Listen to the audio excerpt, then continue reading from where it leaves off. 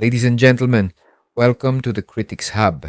Let's now talk about The Dinner Table Detective Episode 9. I gotta tell you guys, it's been quite a while since we reviewed this anime live. Kaya, pag-usapan na natin. Pace! It had a chill pacing, pero yung tense hindi naman ganoon ka-intense yung yung dating sa akin. But don't get me wrong, guys. I could easily sense a detective anime here. Talagang detective anime ang pinapanood ko sa episode na to. So do I have complaints? La. Like I said just a while ago, I was watching a detective anime in this episode because of the chill pacing, kasi may mga funny moments din. Well, the usual funny reactions Reiko gives off when Kageyama subtly insults her intelligence. Ito yung usual na dynamic na dalawang ito between master and servant. So overall, guys, it's the pacing befitting of a detective anime. Pero not to the level of the likes of Detective Conan or even Ron Kamonohashi. Hindi ganon ka-intense yung pacing nito. It's more chill kasi may bagang comedy rin Alright? There's a comedic angle to it. Now, for me, the most important sequences of this episode that we call the flow. First gear shift was, when Kageyama starts explaining his theory based on the evidence Reiko gives him, it's always a gear shift. So, when Reiko asks Kageyama to clear the table, medyo gets ko na dito na magsisimula yung consultation sequence between the two. Alright? Let's face it, talagang rookie cop si Reiko. Bukod pa sa pagiging anak mayaman. Yeah, believe it or not, guys, she's the heir to a multi-billion yen conglomerate. Pero ang trabaho niya ngayon, police. Alright? So, it's quite an unusual mix for a proverbial socialite like her. If you've been following this anime already, medyo familiar na kayo sa dynamic between Reiko and her butler na si Kageyama. Kageyama is the criminal, is the real detective here. Sa kanya so far natututo si Reiko when it comes to solving cases. Kageyama is always telling proverbially to Reiko that don't just rely the facts at face. Don't just rely on the face value of the facts. Dig deeper. So, henceforth, itong gear shift na to, which exhibits his insanely inquisitive mind. Kahit hindi niya nakita ang bangkay, even if it did not catch a single glimpse of the crime scene, he knows what went down. Ang pinagbabasihan lang niya, yung kwento ni Reiko sa kanya about the case. Ganong katalino ang character na to. It just goes to show you how smart a supporting character Kageyama is. So, final gear shift. Well, probably the most no-brainer. Reiko starts asking the suspect about her alleged son.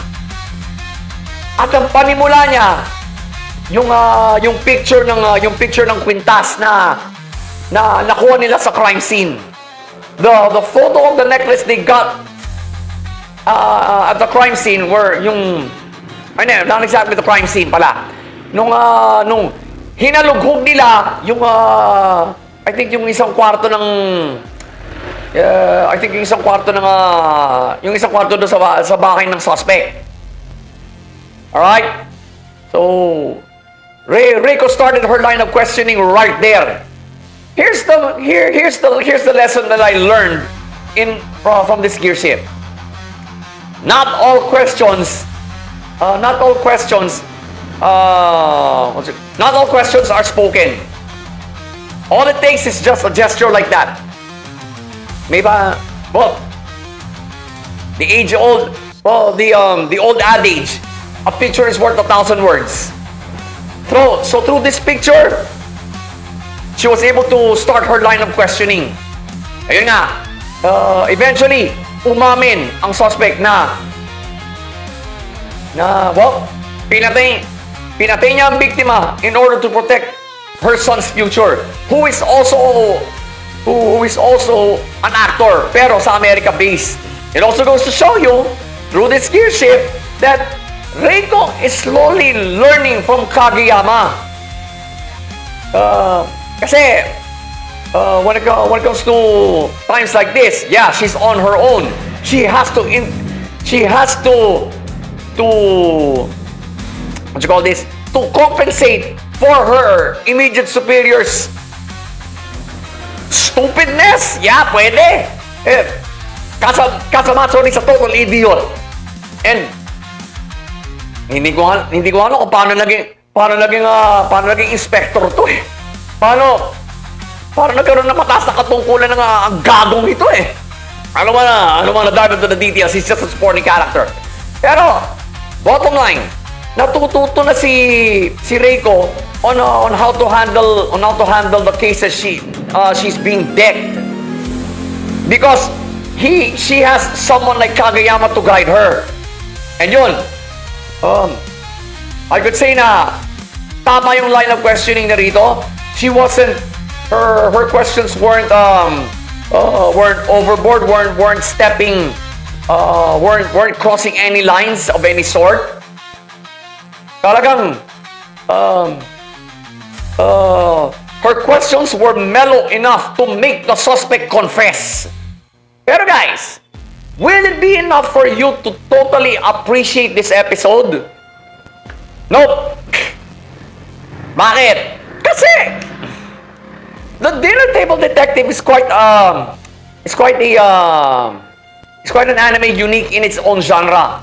Unlike Detective Conan, Ron Kamonohashi, ano pa ba? Mga great yung mga nauna pang detective series. Psychopaths na alam nating lahat na puro intense ang pacing. But this one, it's a good mix of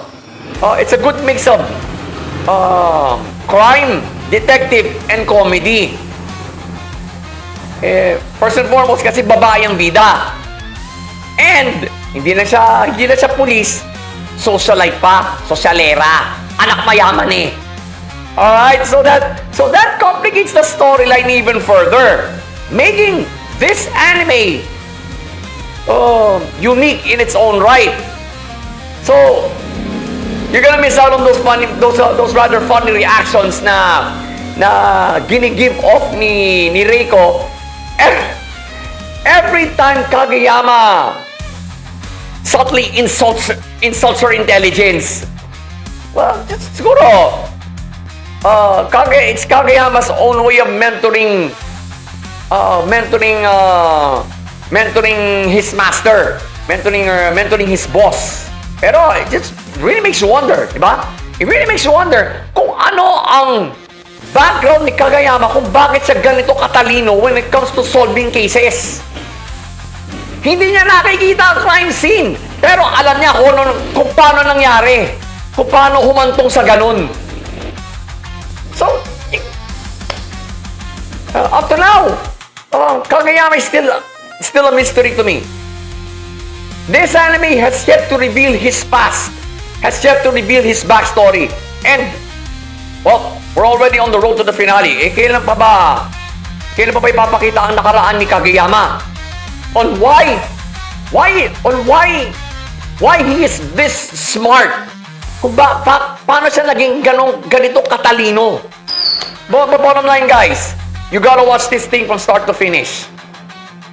Kasi nga, detective anime, ano mang panoorin nyo na itong dalawang eksenang ito para maintindihan? Nope. This is a detective anime. You have to watch it from start to finish para makita nyo yung progression ng kaso. Plot-wise. Need I say more? Platsado ang plot, guys! I'll tell you why. Nagkaroon ng backstory / explainer sequence na, well, coming from the suspect herself. Pinapakita dito kung, basically yung last meeting nila ng kanyang anak and how the victim has been harassing her for money just to keep this part of her life out in the public. Ayaw niya kasi malaman ng may ibang tao na may anak siya. So, well, of course,